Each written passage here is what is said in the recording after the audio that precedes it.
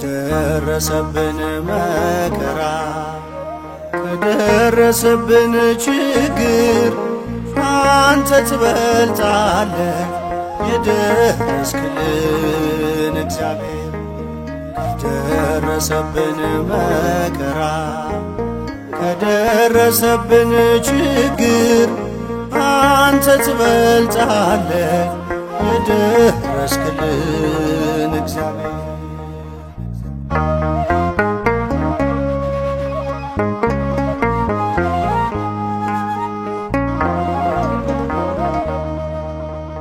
እንደ ሰዎች ሐሳብ በቃ የተባለ እግዚአብሔር መልካም ነው ታሪክን ቀጠለ። ዓለማትን ሁሉ በመዳፉ ይዟል።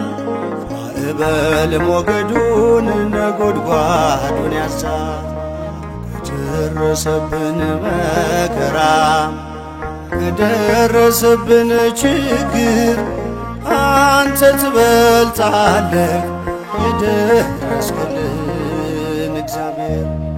ከደረሰብን መከራ ከደረሰብን ችግር አንተ ትበልጣለህ የደረስክልን እግዚአብሔር።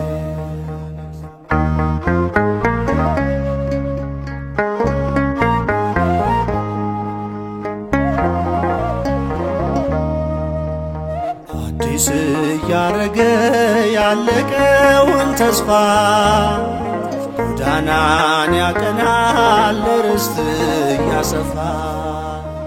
በሰዎች አይደለም መሞት መኖር ሁሉ የሚሆነው በእርሱ በእግዚአብሔር። ከደረሰብን መከራ ከደረሰብን ችግር አንተ ትበልጣለህ የደረስክልን እግዚአብሔር። ከደረሰብን መከራ ከደረሰብን ችግር አንተ ትበልጣለህ የደረስክልን እግዚአብሔር።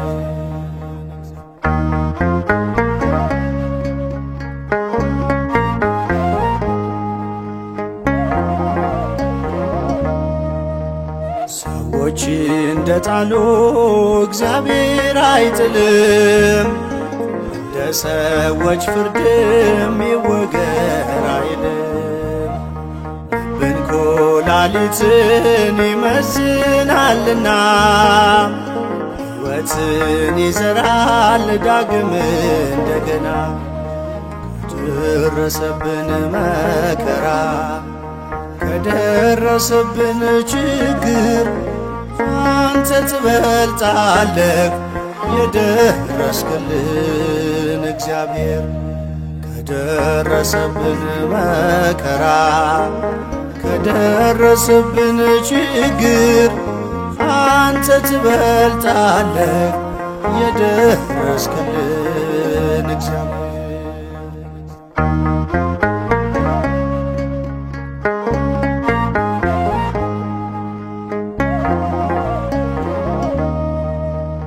የማያልፍ ቢመስል የመከራው ቀንበር የማይጎድል ቢመስል ከፊት ያለው ባህር የተከዘውን ልብ በደስታ ይሞላል።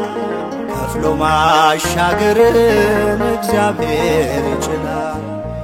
ከደረሰብን መከራ ከደረሰብን ችግር አንተ ትበልጣለህ የደረስክልን እግዚአብሔር። ከደረሰብን መከራ ከደረሰብን ችግር አንተ ትበልጣለህ የደረስክልን እግዚአብሔር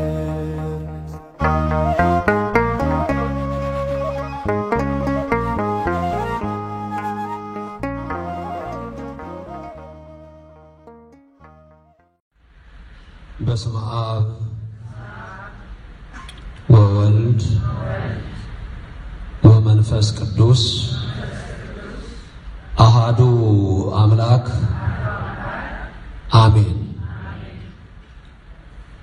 እጁ የታሰረ ይታየኛል። እንደገና መስከራችሁ አማትቡ። በስመ አብ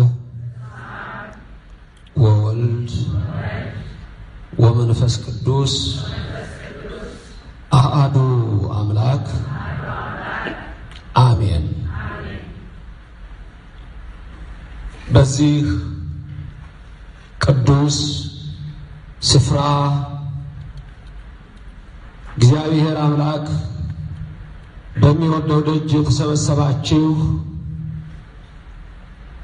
አዕይንተ እግዚአብሔር አበው ካህናት፣ አሃው ዲያቆናት፣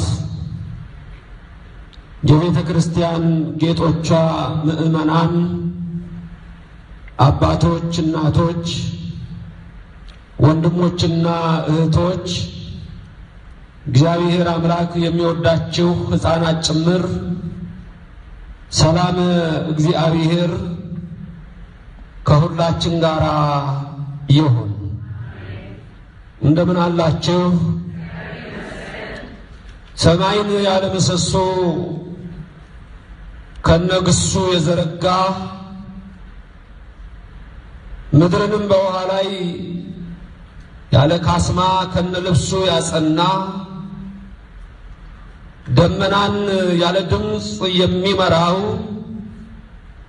አውሎ ነፋስን ሳይታይ የሚያስጉዘው ኃያሉ አምላካችን የሰራዊት ጌታ እግዚአብሔር ከዘላለም እስከ ዘላለም ለስም አጠራሩ ክብር ምስጋና ይግባው።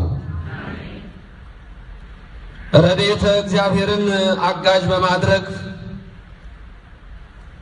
ዛሬ የምንማርበት የትምህርታችን ርዕስ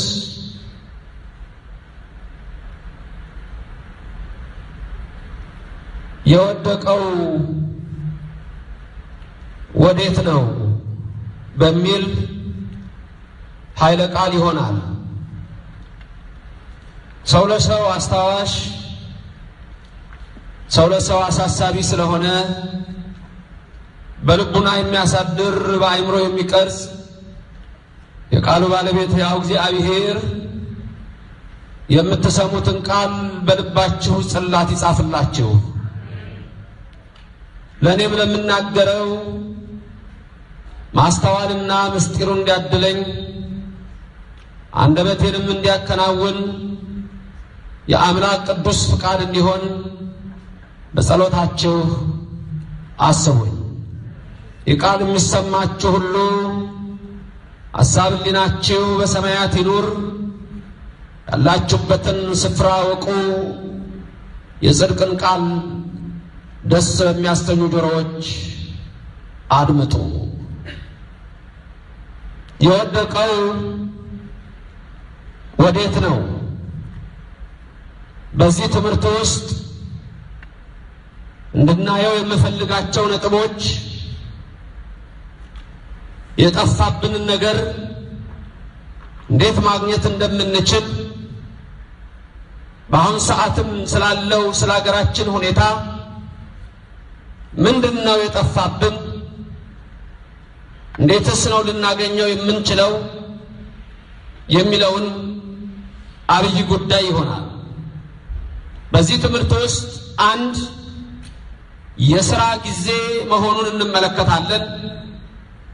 ሁለት በእርሱ እናምናለን።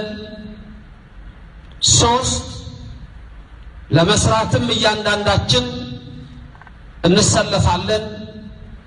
አራት የቅዱሳን ተራዳኢነት በዚህ ውስጥ ያስፈልገናል። አምስት በስራችን ሁሉ እግዚአብሔር እንዲሰራ እንማጸናለን።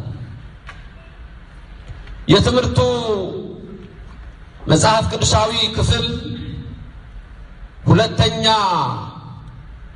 ነገሥት መጽሐፈ ነገሥት ካልዕ ምዕራፍ 6 ከቁጥር 1 እስከ 7 ያለው ቅዱስ ቃል ነው። ቅዱስ እግዚአብሔር የምንሰማውን ሁሉ ይግለጥልን። እንዲህ ይላል። የነቢያትም ልጆች ኤልሳዕን እነሆ በፊትህ የምንቀመጥበት ስፍራ ጠቦናል፣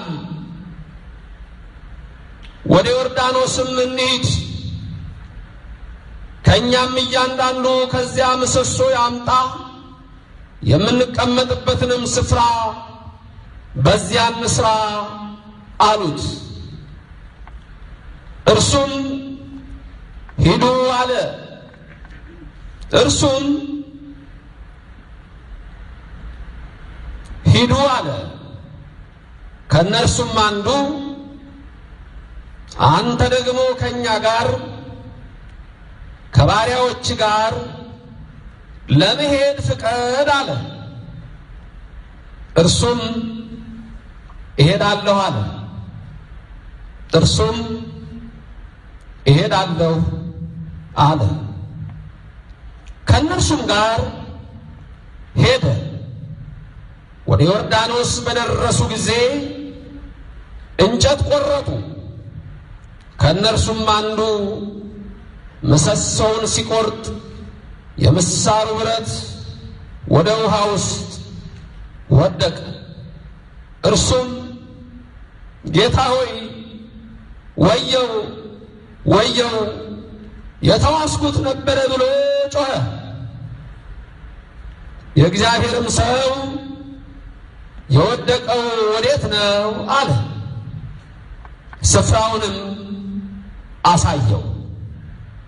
እንጨትም ቆርጦ በዚያ ጣለው። ብረቱም ተንሳፈፈ። እርሱም ውሰደው አለ።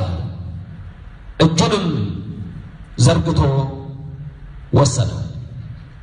ስለ ቃሉ እግዚአብሔር የተመሰገነ ይሁን። ከቁጥር 1 እስከ 7 መጽሐፈ ነገሥት ካልዕ ምዕራፍ 6 ይሄ ነው። በዚህ ውስጥ እግዚአብሔር ምንድነው የሚያስተምረን? መጽሐፍ ቅዱስ ውስጥ ካሉ እጅግ ከሚገርሙ ተአምራት አንዱ ይሄ ተአምር የተከሰተውና የሆነው ቀጥታ ምንድነው? እንጨት ሊቆርጡ ወደ ዮርዳኖስ ወንዝ ሄዱ። አንድ ሰው ሲሄድ ከሰው ተበድሮ መጥረቢያ ሄዷል ቤት ሊሰራ። እነዚህ የነቢያት ልጆች ናቸው። አንድ ደግሞ ሰው ነበረ ኤልሳዕና ከኛ ጋር ብሎታል። ተያይዘው ሄደዋል። በዚህ ውስጥ የምታዩቸው ሰዎች አንደኛ የነቢያት ልጆች፣ ስለዚህ ብዙ ሰዎች ታያላችሁ። 2 ኤልሳዕ እሱ ደግሞ የእግዚአብሔር ሰው። 3 ሌላ ዋና አንድ ሰው የምታዩት ማን ነው? እባክህ ከኛ ጋራ ወደ ዮርዳኖስ ሂድ ብሎ ኤልሳዕን የለመነው ሰው። 4ኛው ሰው ደግሞ እነሱም ሊቆርጡ ሲሄዱ ከሰው መጥረቢያ ተውሶ የመጣ ሰው። እነዚህ በአንድ ላይ ሆነው ወደ ዮርዳኖስ ወንዝ ዳርቻ ሄደው ምሰሶ ለመቁረጥ ሄዱ። ያ ከሰው ተውሶ የመጣው ሰውዬ መጥረቢያውን ምሰሶን በሚቆርጥበት ሰዓት መጥረቢያው ምን ሆነበት? ባህር ውስጥ ገባ። ከዛ በኋላ ወየው ወየው ብሎ ጮኸ። ምክንያቱም የተዋስኩት ነበር አለ። ከዛ በኋላ ወደ ማሄዶ ነው የጮኸው። ምን እያለ ነው የጮኸው ሰውየው? ጌታ ሆይ ብዙ ሰዎች አሉ አይደለም? ወደ ማሄዶ ነው የጮኸው። ወደ ኤልሳዕ ምን አለው? ጌታ ሆይ የተዋስኩት ነበር ወየው ወየው ብሎ ጮኸ። ኤልሳዕ ምን ብሎ ጠየቀው? የወደቀው ወዴት ነው አለው። እሱም አሳየው። ከዛ በኋላ ምን አደረገ ኤልሳዕ? እንጨት ቆረጠ። እንጨት ቆረጠና በዛ ስፍራ መሃል ምን አደረገው? ከተተው። ከዛ በኋላ እንጨቱ መጥረቢያውን ይዞት ምን አደረገ? ወጣ። አሁን እዚህ ጋር ተአምሩ ምንድነው? መጥረቢያ ይንሳፈፋል? እንጨት ይሰጥማል? አይሰጥምም። ስለዚህ አሁን የሆነው ነገር ምንድነው? የተቀለበጠ ነገር ነው አይደል? የሆነው የተቀየረ ነገር ነው አይደል የሆነው? ምክንያቱም መጥረቢያው ሰምጧል። ከዛ ኤልሳ እንጨቱን ላከ። እንጨቱ መጥረቢያውን ይዞት ተንሳፈፈ። ብረት አይንሳፈፍም። እግዚአብሔር ካለ ግን ይንሳፈፋል። እግዚአብሔር ካለ ግን ይወጣል። እግዚአብሔር ማለት የማይቻሉ ነገሮችን ሁሉ የሚያደርግ የሚቻልንም ነገር የሚያደርግ ይልቁንም ደግሞ ለልጆቹ በማይቻል ነገር ውስጥ የሚሰራ የማይታመነው የ90 ዓመት የሳራ መውለድ፣ የማይታመነው የኤልሳቤጥ መውለድ፣ የማይታመነው የነ አብርሃም ያላንዳች መሳሪያ ድል መምታት፣ የነ ጌዴዎን ኃይል፣ የነ ዮፍታሔ ብርታ፣ የነ ሶምሶን በፀጉር ላይ ያለ ኃይል እሱ እግዚአብሔር ስለሆነ የማይቻል ነገር እንዲቻል አድርጎ የሚሰራ ማለት እግዚአብሔር ብቻ ነው። እግዚአብሔር ብቻ ነው። እግዚአብሔር ብቻ ነው። ለስም አጠራሩ ክብርና ምስጋና ይግባው እንጂ ብረት አይንሳፈፍም። አሁን ምንድነው እዚህ ውስጥ የምናየው ነው እንግዲህ። ስለዚህ ከመጀመሪያ እንጀምራለን። ይሄ ሰዓት የምን ሰዓት ነው? የመስሪያ ሰዓት ነው። በመጀመሪያ ቁጥር 1 ምን ይላል? የነቢያትም ልጆች ኤልሳን እነሆ በፊትህ የምንቀመጥበትን ስፍራ ጠቦናል፣ ወደ ዮርዳኖስም እንሂድ፣ በዚያም እነሆ ምሰሶ ቆርጠን እናምጣሉት። ከዛ በኋላ እሱም ፈቀደላቸው፣ እሺ ብሎ ሂዱ አላቸው። ከዛ ውስጥ አንዱ ሰው ግን ምን አለ? የእግዚአብሔር ሰው ሆይ አንተም ከኛ ጋራ ና። ለምንድነው አሁን አንተም ከኛ ጋራ ና ያለው? በኋላ ምንድነው የሆነው? የሰውየው መጥረቢያ በሚሰምጥበት ሰዓት ማን ያወጣው? ኤልሳ። ስለዚህ ይሄ ሰው የማንን ተራዳኢነትን የፈለገው? የኤልሳ። አንተ ደግሞ ቅዱስ ነህ፣ የእግዚአብሔር ሰው ነህ። ስለዚህ እዛ ሄደው ድንገት የሚገጥማቸው ይኖራል። ወንዙ ውስጥ ነው፣ እባብ ሊነድፋቸው ይችላል። ወንዙ ውስጥ ነው፣ ዘንዶ ሊመጣ ይችላል። ወንዙ ውስጥ ነው፣ ሌላ ነገር ሊመጣ ይችላል። ስለዚህ ኤልሳ ያስፈለገው ለምንድን ነው? ያ ሰው ለምንድን ነው የጠየቀው? ና እባክህ ያለው ብልህ ሰው ነው። ብልህ ሰው ነው። በእግዚአብሔር ሥራ በቅዱሳን ሥራ የሚታመን ነው። ባለፈው ስናይ ሳምንት ዕለት እነዚህ አባቶች እንደ ደመና ከከበቡን ብርሃነ ዓለም ቅዱስ ጳውሎስ እንደሚለው በዕብራውያን 12 ቁጥር 1 ላይ እነዚህ አባቶች እንደ ደመና ከከበቡን ምንድነው የሚያስጨንቀን ይላል። ብዙ ሰው ሲጨነቅ ነው የሚለው። ብዙ ሰው ሲታወክ ነው የሚያድረው። ብዙ ሰው በትንሽ ነገር ይፈራል። ብዙ ሰው በሚሰማው ነገር ይደነግጣል። ብዙ ሰው ከራሱ ጋር ይጣላል። ብዙ ሰው እግዚአብሔርን እያመነ አይደለም። የአብዛኛው እምነት ውሸት ነው። ይህ በከንፈሩ ያመልከኛል፣ ልቡ ግን ከኔ የራቀ ነው። መቼ ነው በእግዚአብሔር የታመን ነው? መቼ ነው በእግዚአብሔር የጸና ነው? ትንሽ ነገር ሲመጣ ወደ እግዚአብሔር ጮኸናል ወይ? ወደ እግዚአብሔር ለምነናል ወይ? እግዚአብሔርን አልቅሰን ጠይቀናል ወይ? ወደ እሱ መተን ተደፍተናል ወይ? በቅዱሳን ምልጃ ታምነናል ወይ? በድንግል ማርያም ድንቅ ሥራ ታምነናል ወይ? የሞትን ደብዳቤ በሚለውጠው በሚካኤል ታምነናል ወይ? በእሳት ውስጥ የእሳት ሰንሰለት እንዲፈታ አድርጎ አናንያ፣ አዛርያ፣ ሚሳኤልን ከእሳት ባወጣው ገብርኤል ታምነናል ወይ? ድንቅ በሚያደርጉ በቅዱሳን ታምነናል ወይ? በነቢያት ታምነናል ወይ? በሐዋርያት ታምነናል ወይ? በሰማዕታት ታምነናል ወይ? ጳጳሱ ታምኗል ወይ? ካህኑ ታምኗል ወይ? ዲያቆኑ ታምኗል ወይ? መምህሩ ታምኗል ወይ? ሽማግሌው ታምኗል ወይ? አሮጊቷ ታምናለች? ወጣቱ ታምኗል? እግዚአብሔርን ጠይቀናል? እግዚአብሔርን ለምነናል? ወይስ በራሳችን ኃይል ተመክተናል? በራሳችሁ ኃይል ስትመኩ ያኔ ትጠፋላችሁ። የእግዚአብሔር ቃል ውሸት የለው። ካለማስተሳሰብ አልሸቅጥባችሁ። እንድናገር ያዘዘኝ እውነቱን ነው። ታምነናል ወይ? ይሄ ብልህ ሰው ነው። ና ያለው ና አንተ ቅዱስ የእግዚአብሔር ሰው ሆይ ማንን ነው እኛ እየጠራን ያለ ነው? የት ነው የምንቆመው? የት ነው የምንሄደው? የት ነው ተስፋ የምናደርገው? የት ነው የምንማጸነው? ከንቱ ነው፣ ከንቱ ነው። ይሄ ሰው ለምንድን የለመነው? ና ቅዱሱ የእግዚአብሔር ሰው ሆይ ያለው ምን እንደሚከሰት ያውቃል። ምን እንደሚመጣ ያውቃል። በመንገዳቸው ውስጥ በስራቸው ውስጥ ዛሬ እግዚአብሔር የሚያዘን በመንገዳችን፣ በስራችን፣ በኑሯችን፣ በትዳራችን፣ በቤታችን፣ በዘመዶቻችን፣ በቤተ ክርስቲያናችን፣ በሀገራችን፣ በማህበራዊ ኑሯችን ሁሉ እግዚአብሔር እሱ እንዲገባበት ነው። የማ ፍቃድ እንዲሆን? የእግዚአብሔር ፍቃድ። የማ ፍቃድ ይሁን?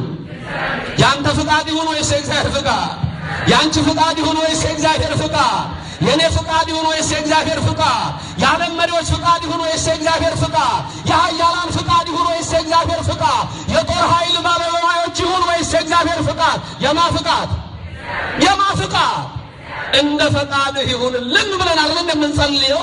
እምነት ጎደለ እንጂ ፈቃድህ በሰማይ እንደሆነች እንዲሁ በምድር ትሁን ብለን የምንናገረውን ማመን አለብን። ያን እግዚአብሔር ይሰራል፣ ያን እግዚአብሔር ያደርጋል፣ ያን እግዚአብሔር በግልጽ እናየዋለን።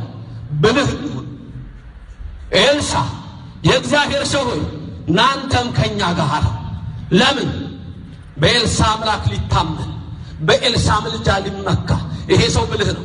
ቤት ሊሰሩ ነው። ማን ነው ዛሬ ቤታችሁን የሚሰራው? ማን ነው ኑሯችሁን የሚሰራው? ማን ነው ህይወታችሁን የሚያስተካክለው? ማን ነው ጓዳችሁን ሊሞላላችሁ የሚችል?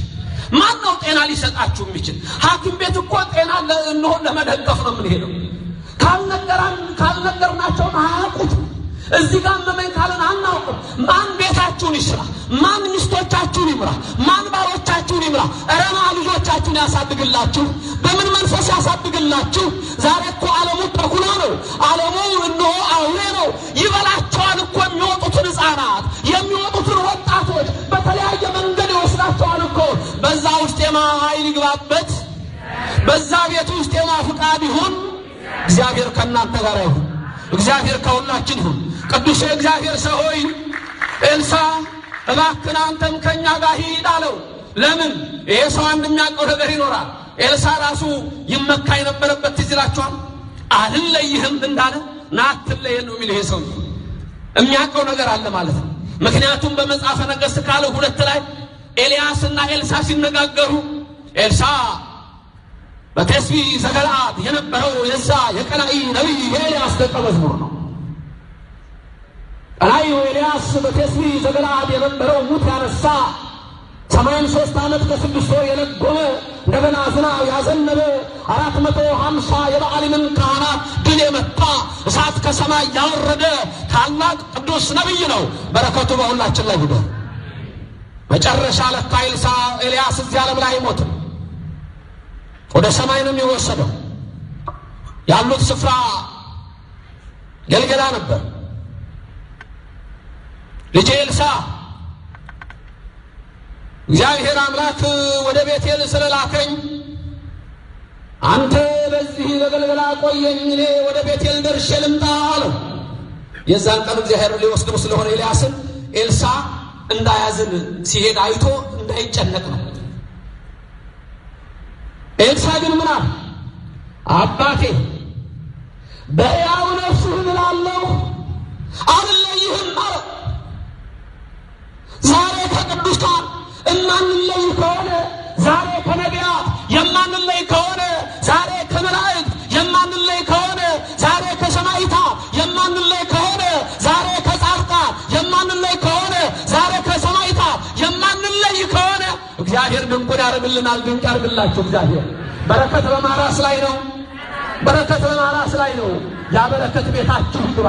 የጎደለውን ይሙላላችሁ፣ የተጣመመውን ያቃናላችሁ። ያ በረከት በኢትዮጵያ ላይ እንደ ዝናብ ይዝነብ፣ የተጣመመውን ያቃና፣ የደረቀውን ያለምልም፣ የሰው ልጆች ልቡናን የሚለውጥ አይችልም እግዚአብሔር። በሕያው ነፍስ እምላለሁ አባቴ ኤልያስ አልለይህም አለ። ተነስተው ወደ ቤቴል ሄዱ። በቤቴልም ኤልሳ እግዚአብሔር ወደ ኢያሪኮ ልኮኛል፣ በል እንግዲህ እዚህ ደርሰናል፣ ቤቴልን ያለ ነው፣ አንተ በዚህ ቆይ፣ እኔ ወደ ኢያሪኮ ሄጄ ልምጣ አለ።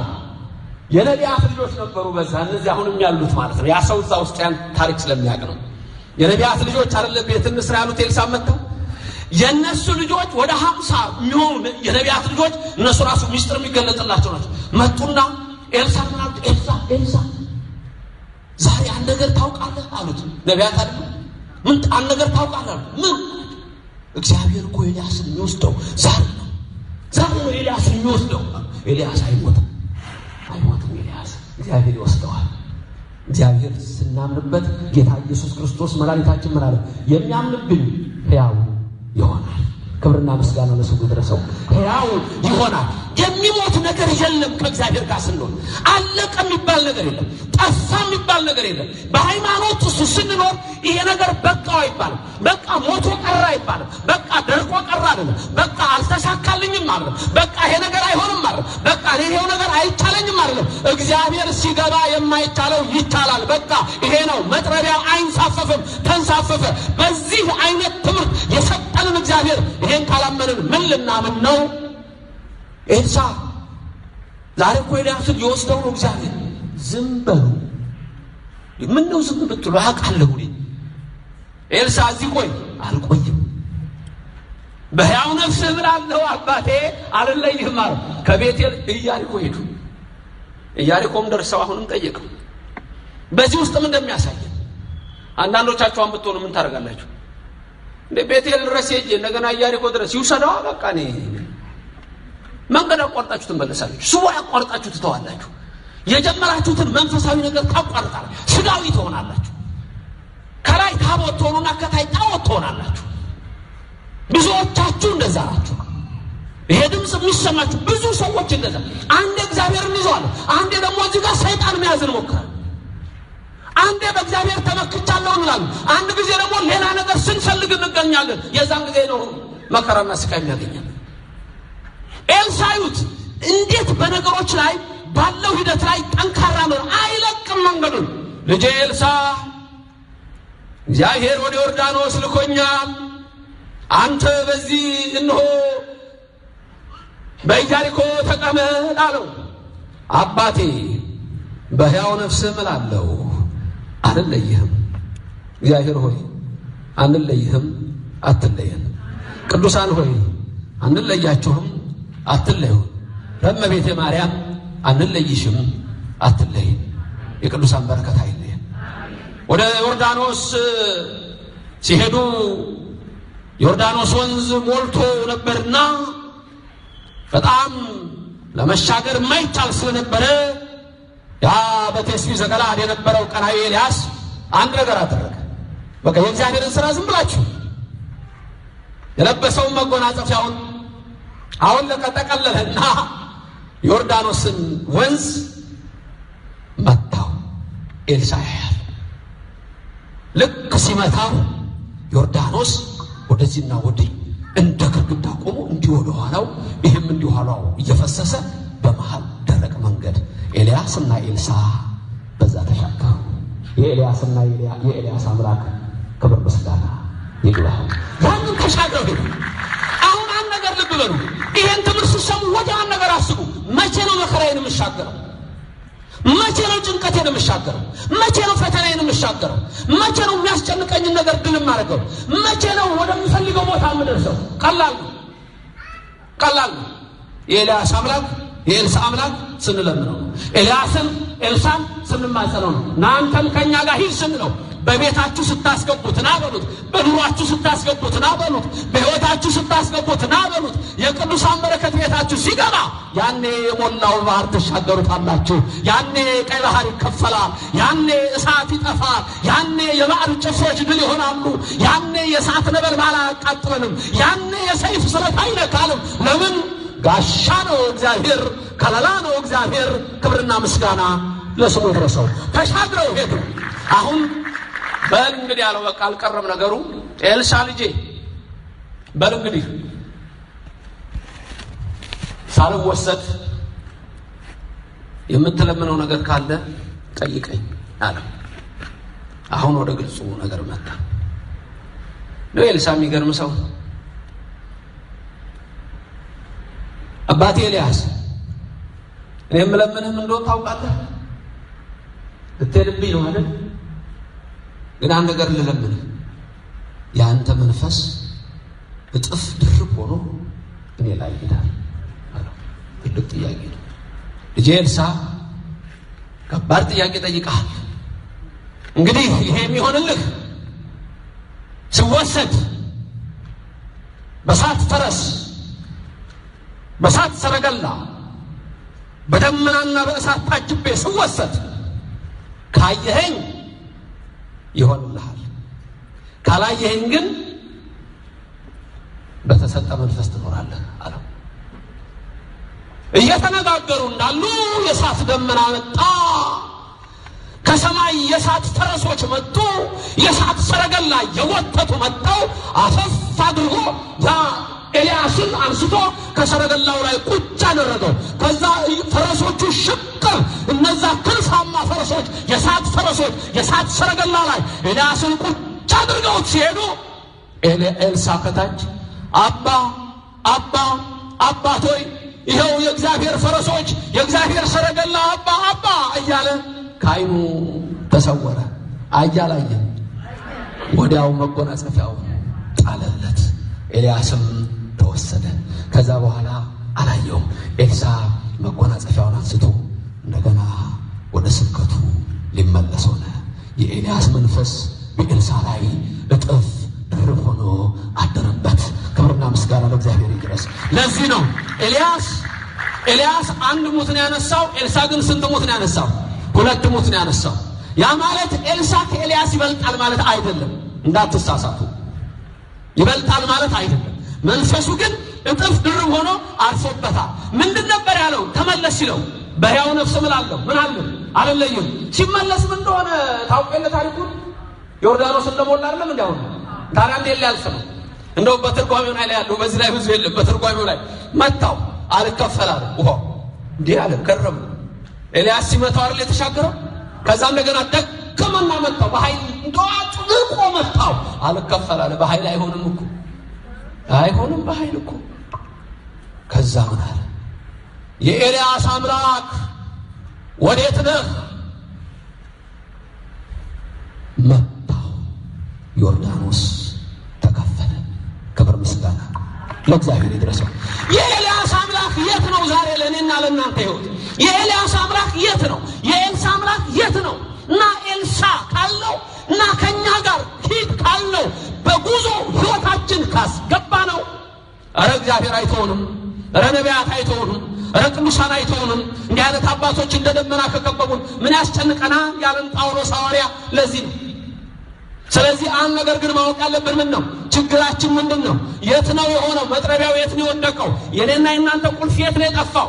አሁን እሱ ላይ ነው መውደቁን ማመን አለብን። የሥራ ጊዜ መሆኑን ማወቅ ይኖርብናል። መልካም። ከዛ በኋላ ምንድን የሆነው? ይሄ ሰው እባክና ከኛ ጋር ሂድ፣ ና ከኛ ጋር ሂድ ብሎ የለመነበት ምክንያት ይሄ ነው። ያን ታሪክ ስለሚያውቅ የነቢያት ልጆች አይደሉም? እናንተም አልለይህም እኮ ነው። ኤልሳ አትለየን፣ እኔም አልለይህም፣ አንተም አትለየን። እሺ ብሎ ሄደ። አዎ መምህረት ትህትና ነው፣ ትሁት ነው። ስለዚህ እሺ ብሎ ሄደ። ከዛ ተከትለው ሄደው ዮርዳኖስ ደርሰው እንጨት መቁረጥ ጀመሩ። አሁን ያ ሰውዬ ከሰው የተበደረው መጥረቢያ ነው የተዋሰው መጥረቢያ ነው።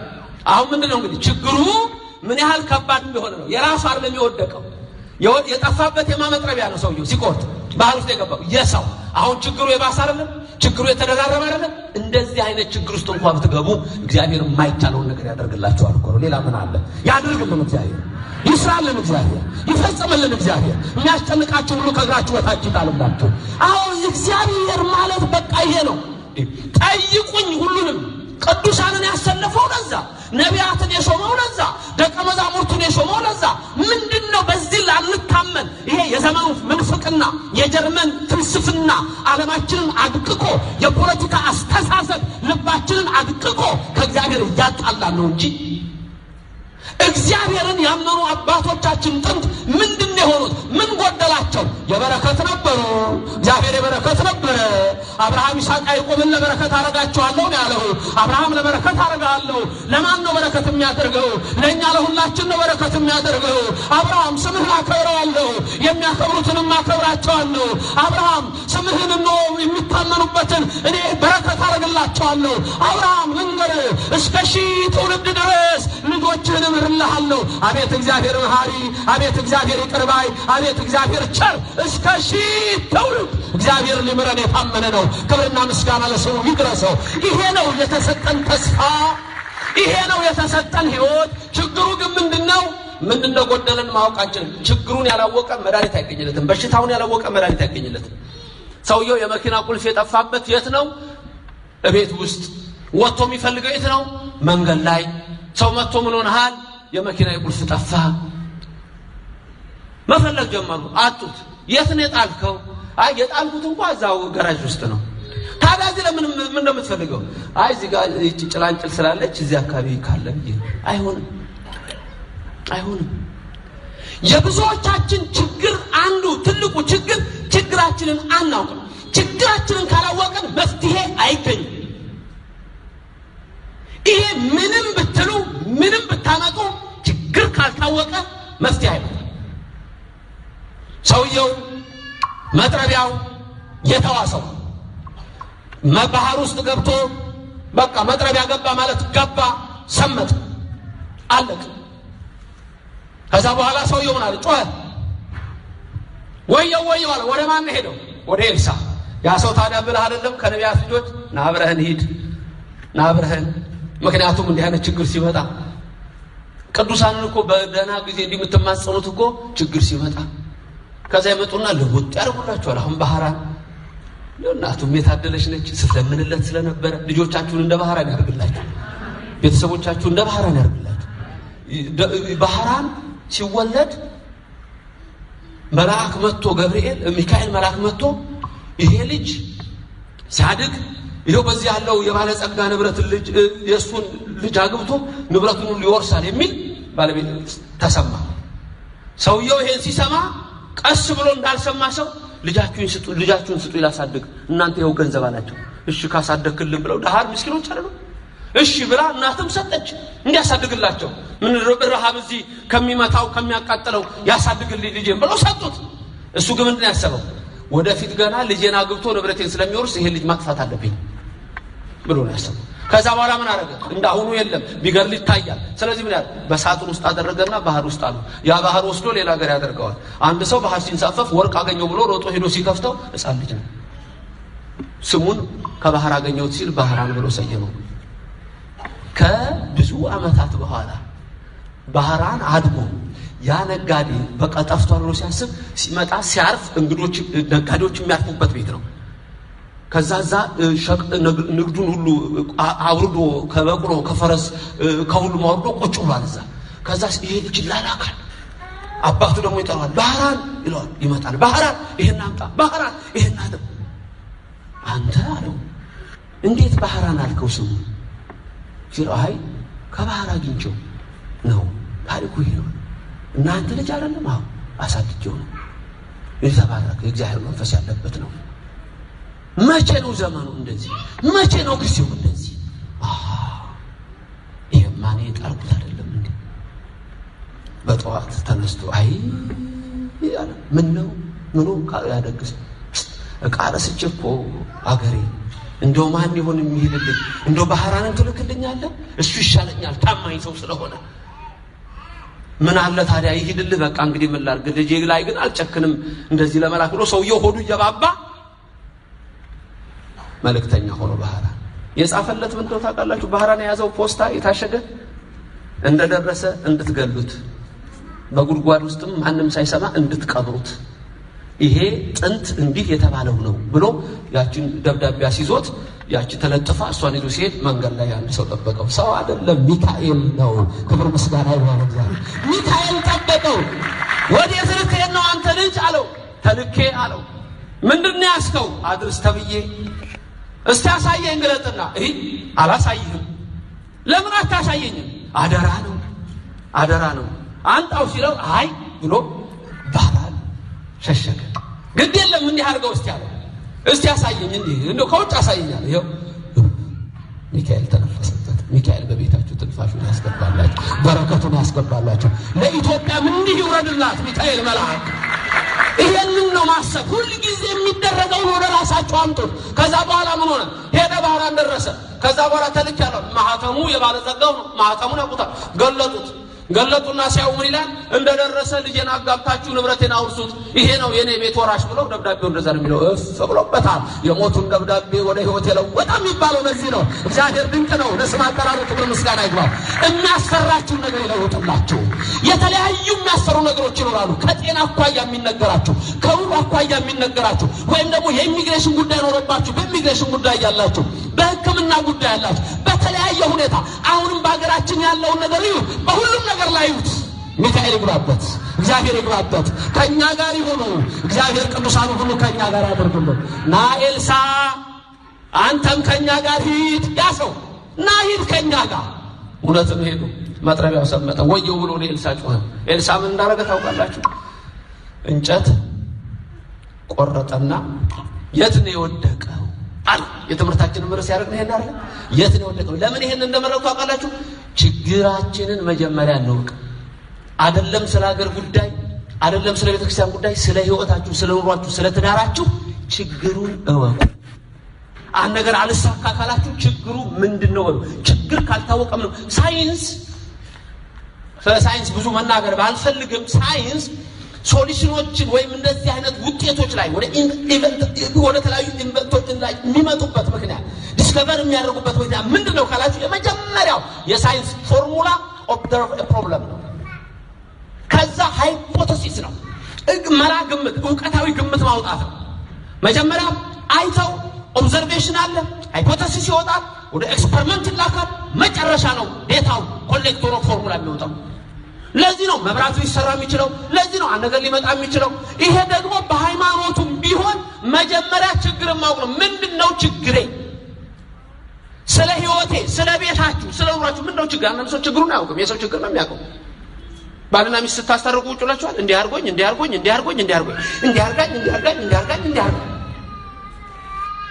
ይቅርታ እንግዲህ በትዳር ጉዳይ የጠራችሁን ሰዎች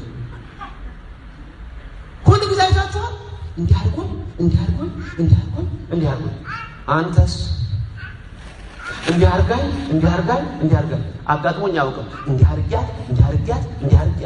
አድርጌው ልብ የለማ የንጹህ ማለት መሆን የነበረበት ግን አንተ ትብስ አንቺ ትብሽ። ተመልከቱ፣ ብዙ ሰው ችግር ይሄ ነው ችግር ለማለት እንኳን አይፈልግም። ወይ ሰው ይፈራል፣ ወይ አንዳንድ ነገሮችን ይፈራል፣ ወይ ያለውን አካባቢውን ይፈራል። ስለዚህ ችግሩን ለማውጣት ይቸገራል። ስለዚህ መፍትሄ ደግሞ ሊመጣ የሚችለው ችግር ሲታወቅ ነው። ተስማማችሁ ተስማሙ፣ ካልተስማማችሁ ምንም ላደርግ አልችልም። መጥረቢያው የወደቀው የት ነው? ኤልሳ መጥረቢያውን ያወጣው ኤልሳ ነው አይደለም? ምን ነው? ማን ያወጣው መጥረቢያው? መጥረቢያው የት እንደወደቀ አያውቅም ኤልሳ። መጥረቢያውን እንዲሳፈፍ ያደረገ የት እንደወደቀ አያውቅም፣ ያውቃል። ግን ችግርህ ምንድነው ችግርሽ? ጌታ ትዝ ይላችኋል። አምላካችን ክብር ምስጋና ይግባው መድኃኒዓለም በልብ መታሰቡ በቃል መነገሩ ከፍ ይበል ጌታችን። ምን ነበር ሲል የነበረው?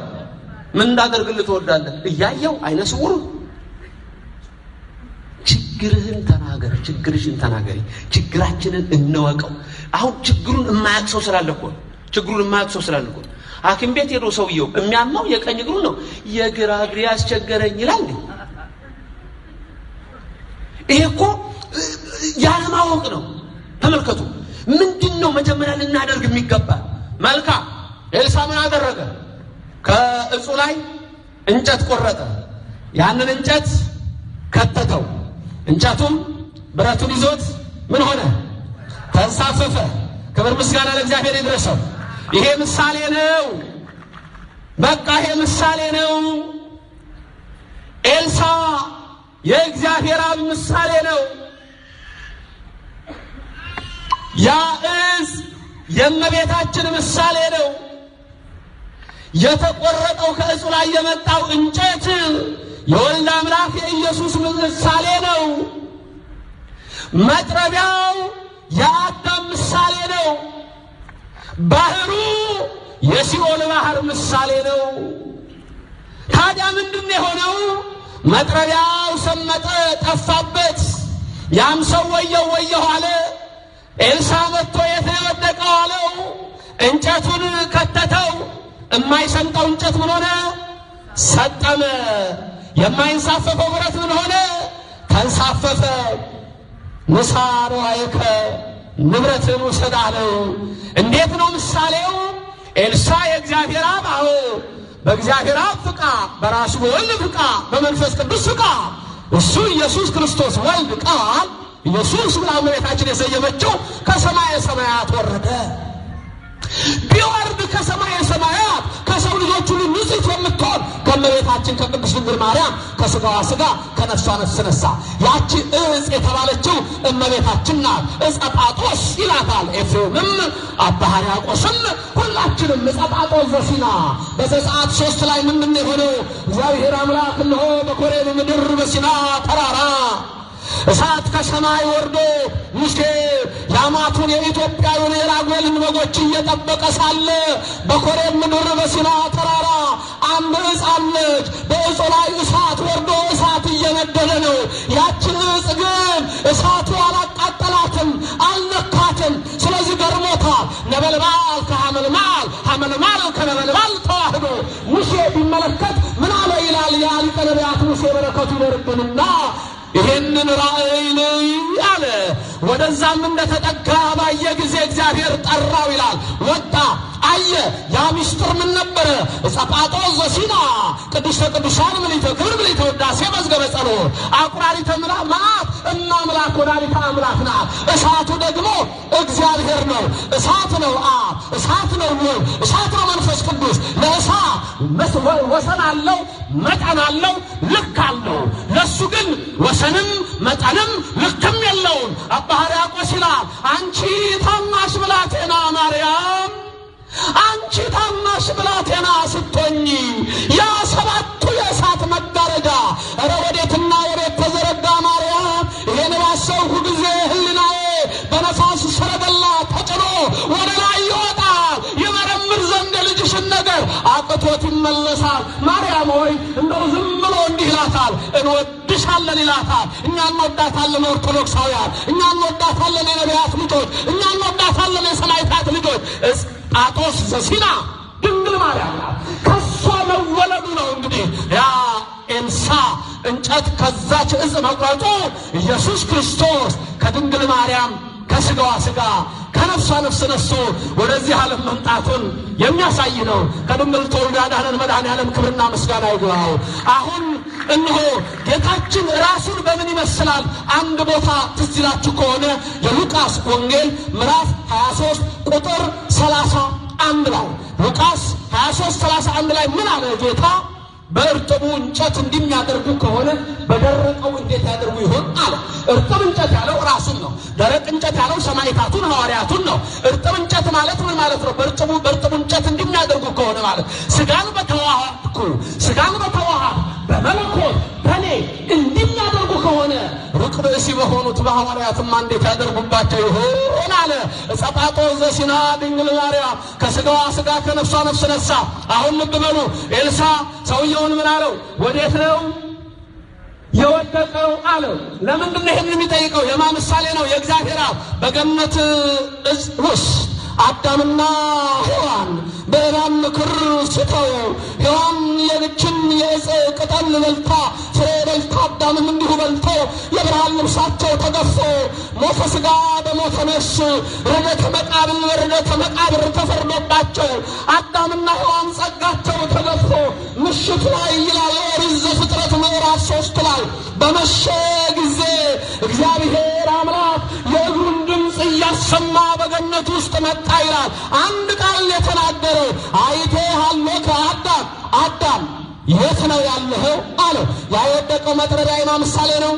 የአዳም። ያ ደግሞ እንጨቱ ከዕፁ ላይ የተቆረጠ የማ ምሳሌ ነው?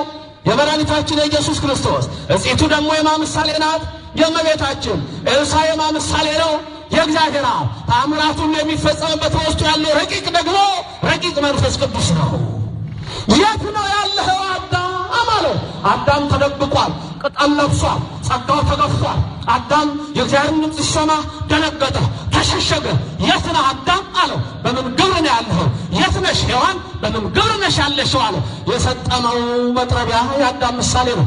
እንጨቱ ደግሞ የኢየሱስ ክርስቶስ የወልደ እግዚአብሔር ምሳሌ ነው። አሁን ምን አደረገ ኤልሳ? እንጨቱን ወደ ባህር ውስጥ ከተተ አለ። እንጨቱ ምን ሆነ? ሰጠመ። እንጨት ይሰጥማል? አይሰጥምም። ጌታችን መድኃኒታችን ኢየሱስ ክርስቶስ አዳምን ያወጣው ዘንድ ከሲኦል ባህር በሲኦል ሄዶ አለ ሊቀ ሐዋርያት ቅዱስ ጴጥሮስ በረከቱ ይደርባቸው። በሲኦል ሄዶ ኢየሱስ ወንጌልን ሰበከላቸው ይላል። ሲኦል ድረስ ሄዶ አዳምን ነፃ አውጣው ዘንድ ወደደ። እውነትም ወደ ሲኦል ገብቶ ሰበከ ወንጌልን፣ ነፃም አወጣቸው። የማይሰጥመውን እንጨት ሰጠመ፣ የማይሞተው መድኃኒታችን ሞተ፣ የማይታመመው ታመመ፣ የማይንገላታው ተንገላታ። ኧረ ይሄ ምን አይነት ትዕግስት ነው ይላል ዮሐንስ አፈወርቅ። ቀንድ ያለው የማይዋጋ በግ ምን አይነት ትዕግስት ነው! ዝም የሚል በሸላቾቹ ፊት። እንግዲህ የምትወዱት ሰዎች አልቅሱለት አለ። አዎ የማይሞተው ሞተ። በቀራንዮ የአዳምን እንሆ የሰሩ ሔዋንን የፈጠሩ እጆች ለቀነት ተቸነከሩ። ጎኑ ተወጋ፣ እግሩ ተቸነከረ። ለሰማዕታ የክብርን አክሊል የሚያቀዳጃቸው እርሱ የሾህ አክሊል ደፍቶ ስለኛ በቀራንዮ ሞትን ሞቶ መቃብር ገባ። በሦስተኛው ቀን ግን ሞትን ድል አድርጎ ተነስቷል። የኢየሱስ መነሳት የአዳም መነሳት ነው። የኢየሱስ መነሳት የሔዋን መነሳት ነው። እሱ በኩር ነው አለ አንደኛ ቆሮንቶስ 15:20 ላይ ለትንሣኤያችን በኩር ነው። የእኛም መነሳት ከእሱ ጋር ነውና ክብርና ምስጋና ይግባው። ያ መጥረቢያ መስቀሉ አዳም ወደ ሲኦል ወደ መቃብር፣ ሔዋንም ወደ ሲኦል ወደ መቃብር የመግባታቸው ምሳሌ ነው። መጥረቢያ ይሰምጣል፣ አዎ። ያ እንጨት አይሰምጥም፣ አዎ። ግን ሰመጠ። የማይሞተው ሞተ፣ የማይሰጥመው ሰጠመ። የሚሰጥመው ብረት ምን ሆነ? ተንሳፈፈ።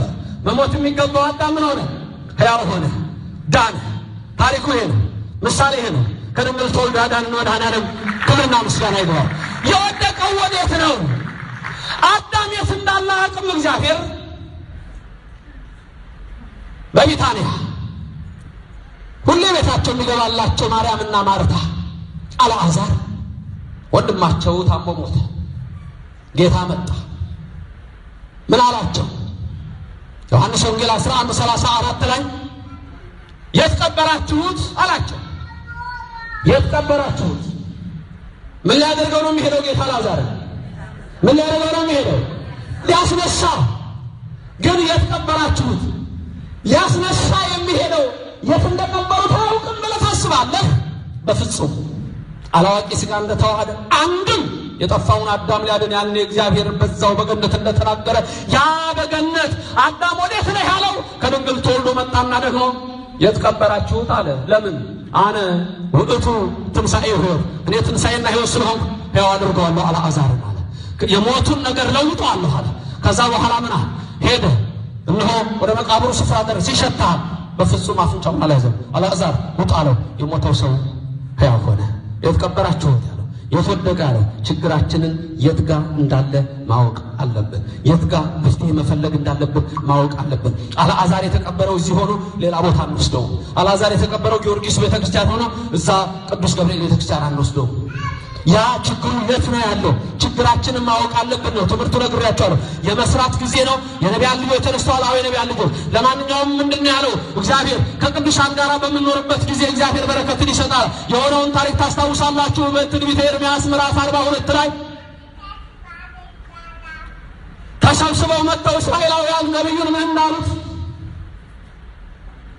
የእግዚአብሔር ሰው ነቢየ እግዚአብሔር ኤርምያስ እንደምታየን ነው፣ ተጨንቀናል፣ በመከራው ተይዘናል።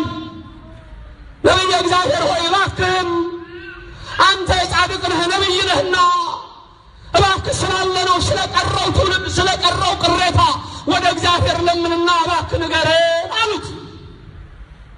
ኤርምያስ ምን አለ? ነቢዩ በረከቱ በሁላችን ይደር። ራሳችሁ ጸልዩ ወግዱ አላለም። ምልጃ አለ፣ በቅዱሳን መታመን። ይሄ ብል ሰው ምን አለ? ኤልሳ ና ከኛ ጋር። ኤልሳ ራሱ ምን አለ? በሕያው ነፍስ ምን አለ? ኤልያስ አልለይህም አለ። ነቢዩ ኤርምያስ መለሰላቸው፣ እሺ እጸልያለሁ፣ እግዚአብሔር ያለኝን ግን እሱን ነው የምነግራችሁ አለ። እውነተኛ ነው። እሱ ያለኝን እነግራችኋለሁ አላቸው። ሂዱ አላቸው። ከ10 ቀን በኋላ እግዚአብሔር ኤርምያስን ተናገረው ይላል። ክብር ምስጋና የሚመልስ አምላክ ምስጉን ሁሉ ለዘላለም። ከ10 ቀን በኋላ መቼ ይሆን እግዚአብሔር የሚመልስልንኛ? መቼ ነው ሰዓቱ? መቼ ነው ጊዜው? እሱ ጊዜውን ያፍጥንላችሁ መድኃኒዓለም፣ ያፍጥንልን መድኃኒዓለም። ከ10 ቀን በኋላ ሲመጡ ምን አላቸው? ጸልያለሁ ወደ እግዚአብሔር፣ እግዚአብሔርም እንዲህ ብሎኛል። ምን አለህ? የሚልህን ሁሉ እንሰማለን። በድለናል፣ አጥፍተናል የሚልን ሁሉ እንሰማለን። ጭራሽ እግዚአብሔር ምን እንዳለ ታውቃላችሁ? ባመጣሁት ክፋት ተጸጽቻለሁ አለ እግዚአብሔር። በእኛው ቋንቋ ሲነግረን ባመጣሁት ጥፋት ተጸጽቻለሁ፣ አሁን ፊቴን መልሼላችኋለሁ አለ። ፊቱን ይመልስልን መድኃኔዓለም፣ ፊቱን ይመልስልን እግዚአብሔር፣ ፊቱን ወደኛ ያድርግልን ቅዱስ እግዚአብሔር። ተመልሻለሁ፣ ፊቴን ወደ እናንተ አድርጌያለሁ፣ ሂድና ንገራቸው እሰራችኋለሁ እንጂ አላፈርሳችሁም፣ እተክላችኋለሁ እንጂ አልነቅላችሁም። ይህንን ንገራቸው አለ። ክብር ምስጋና ለእግዚአብሔር ይድረሰው። አንፈርስም፣ እንሰራለን፣ አንነቀልም፣ እንተከላለን። እግዚአብሔር ይህን ያደርጋል። ስሙ የተመሰገነ ይሁን። በቤታችሁ በረከቱን ይስጣችሁ፣ በኑሯችሁ በረከቱን ይስጣችሁ፣ በሕይወታችሁ በረከቱን ይስጣችሁ፣ ለልጆቻችሁ በረከቱን ይስጥላችሁ፣ ለሕፃናቱ በረከቱን ይስጥላችሁ፣ ለእናት ለአባቶቻችሁ በረከት ይስጥላችሁ። እግዚአብሔር በቅዱሳን ይሄን ያደርጋል። የወደቀው ወዴት ነው ነበር ትምህርታችን። ማጠቃለያ ለኢትዮጵያ ሕዝብ የወደቀው ወዴት ነው? አንደኛ መጀመሪያ ምንድን ያለው? የነቢያት ልጆች ኤልሳን ሄደው ቦታ ጠቦናልና እንስራሉት። የመስሪያ ሰዓት ነው፣ የመስሪያ ሰዓት ነው። እነዚህ ሰዎች እንስራሉት ለጋራ ነው። የኢትዮጵያ ሕዝብ ሆይ በጋራ በመፈቃቀር መንፈስ አንዱን። ይሄ እግዚአብሔር መልእክት ነው። የነቢያት ልጆች የነቢያት ልጆች የኢትዮጵያ ልጆች ናቸው። በአብርሃም ይስሐቅ ያዕቆብ ቃል ኪዳን በመልከ ጼዴቅ የቁርባን በረከት በእነ አቤሜሌክ ቅዱስ ምክር በእነ ዮቶር ምክር የጸና የበረከት ሀገር ነው ኢትዮጵያ። እግዚአብሔር ለዘላለም በመጀመሪያ ስሟን የጠራት ምድር ክብርና ምስጋና ይግባው። የነቢያት ልጆች ነን፣ የቅዱሳን ልጆች ነን። ስለዚህ ጠባብ ነገር አታስቡ፣ በጋራ እናስብ።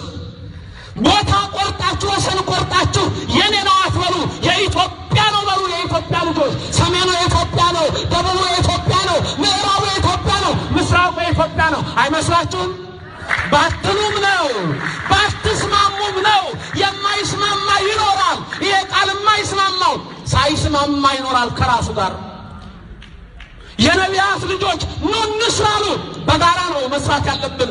አንዱ ከፍ የሚልበት አንዱ ዝቅ የሚልበት ኢትዮጵያ አትኖርም፣ መኖርም የለባትም። አንዱ የሚወፍርባት አንዱ የሚከሳባት፣ አንዱ የሚጠግብባት አንዱ የሚራብባት ኢትዮጵያ እንድናያት አንፈልግም። እችን ኢትዮጵያ እግዚአብሔር ምንድነው የሚለው? የነቢያት ልጆች በአንድ ላይ እንስራ አሉ። አሁን ምንድነው ያሉት? ተባብረው። የጠባብነት መንፈስ አይደለም። በቦታ በጎሳ በቀበሌ በአምባ በአጥቢያ በሰፈር የሚያስብ ትውልድ በኢትዮጵያ አይኖርባት። አንድ ብሎ የሚነሳ ትውልድ በቃል ኪዳኑ በአባቶቹ በረከት በእናቶቹ ጸጋ አንድ ብሎ የሚመጣ ትውልድ ዛሬም መሆን ይችላል። ነገ አይደለም፣ ዛሬ ድምፅ የሚሰማን ሁሉ ለዚህ መንፈስ የኤልሳ መንፈስ በእኛ ይደር፣ የኤልያስ መንፈስ በእኛ ይደር። የእግዚአብሔር ቅዱስ እነሆ የዛ የታላቁ የሙሴ በረከት በሁላችን ላይ ይሁን። የነቢያት ልጆች ተነሱ። ከዛ ምንድን የሆነው? ና አብረን ሄድ፣ እንጥራ ቅዱሳንን፣ አንጥላው የትናንት ታሪካችንን፣ ደጉን እናንሳው፣ ቅዱስ እናንሳው፣ የሚያፋቅረን እናምጣው፣ የሚያጣላልን እንተው። አይሆንም።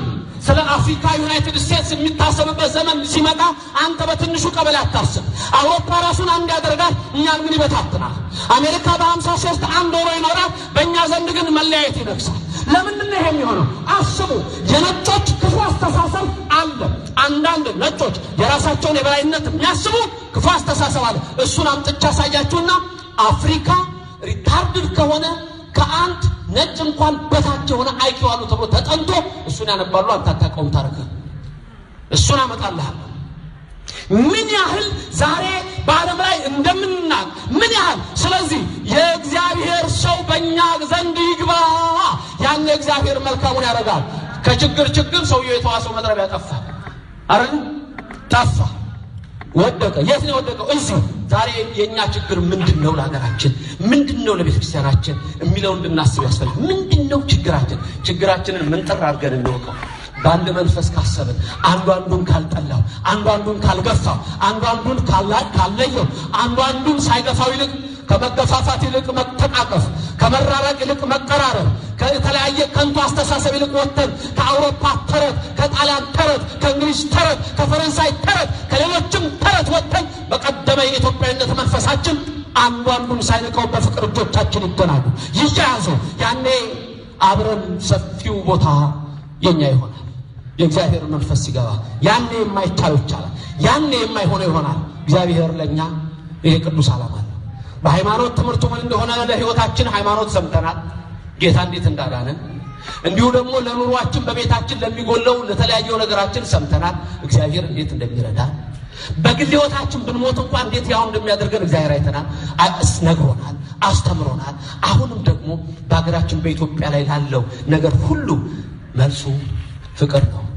እንድንስተካከል ችግራችንን መስተካከል አለ። አዎ መንግስት መስተካከል አለበት፣ መሪዎች መስተካከል አለባቸው፣ ወታደሮች መስተካከል አለባቸው፣ ወንዱም ሴቱም ህዝቡም መስተካከል አለበት። ሁሉ ሲስተካከል ነው በረከት የሚመጣው። ስለዚህ ያ መንፈስ ደግሞ የሚመጣው የሁላችንም ልቡና ንጹህ በሆነው ነገር ላይ ሲመረኮዝ ነው። አላፈርሳችሁም፣ እሰራችኋለሁ፣ አልነቅላችሁም፣ ተክላችኋል። የነቢያት በረከት የቅዱሳን ጸጋ ከኛ ጋር ይሁን። አሜን።